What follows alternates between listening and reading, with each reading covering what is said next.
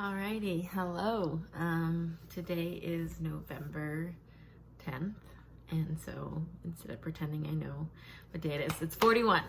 It's day 41, and I thought today I would talk about other coping habits and managing your recovery in a way that isn't leaning on other coping mechanisms.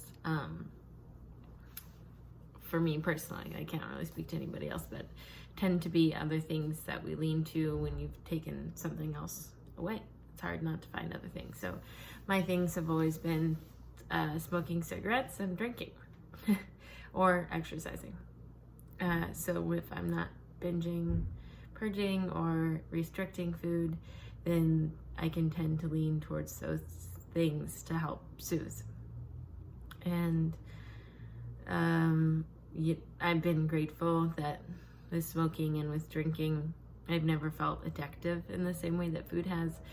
Almost an annoying sense that when I'm in this sort of addictive state, or I can feel like the neurons in my mind, like in my brain switch, I don't want to drink and I don't want to smoke. I really just want to eat. And I am reminded in that early stage, in that early switch, that food really is my addictive trigger. It's where my disorder goes to. And I've been lucky to not have drinking or smoking be that thing for me. I mean, I think running gets close. I think they all get close. And if I don't manage them well, then they are really hard. And so I am conscientious, and I stayed away from weed for a long time because I was afraid that weed would be that same sort of addictive thing. And it's just like growing up in the church, you are really scared of any type of substance.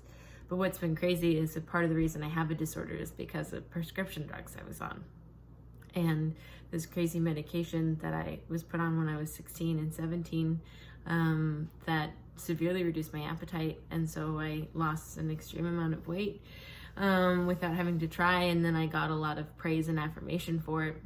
And as soon as I went off, my body had such a strong reaction to the change in medication that I started putting on weight, like to me, what seemed uncontrollably, as a response. So really, like, the beginnings, the first stages of my eating disorder were triggered by chemical reaction and drug use, inappropriate drug use or misprescribed drug use.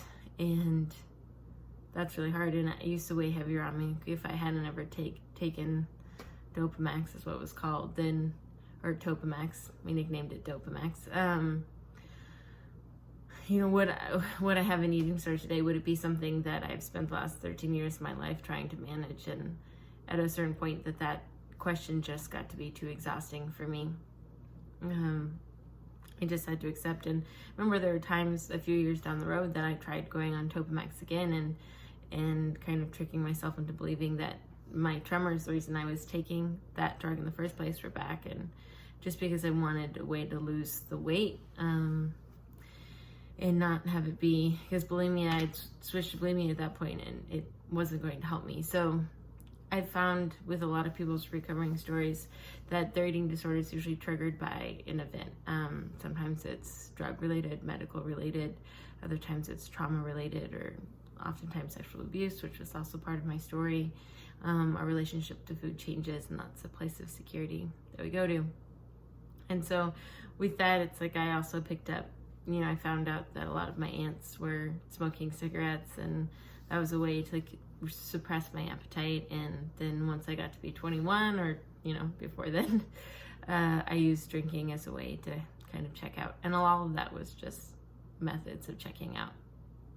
And so I find that when I'm in recovery mode and I'm eating more balanced, or I'm being more conscientious of it, then I can lean more onto the drinking or smoking cigarettes, which, as a runner, I usually do a pretty good job of managing those other two things because they really severely affect my running. And so then I can lean heavier on running. But it's not uncommon to find yourself wanting to develop other coping habits, and it's a lot harder to lean on the positive ones. And so positive ones that I've used are dancing in my living room by myself, because it's physical and it gets out the anxiety.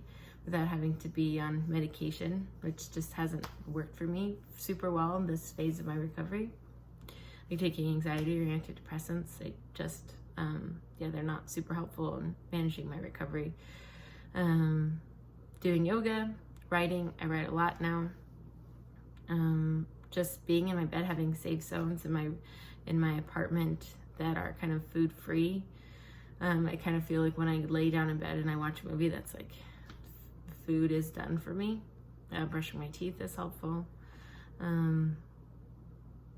Going on walks and being in nature is really helpful if I can just get myself away from food. Being with people, making dinner and eating with people is really helpful.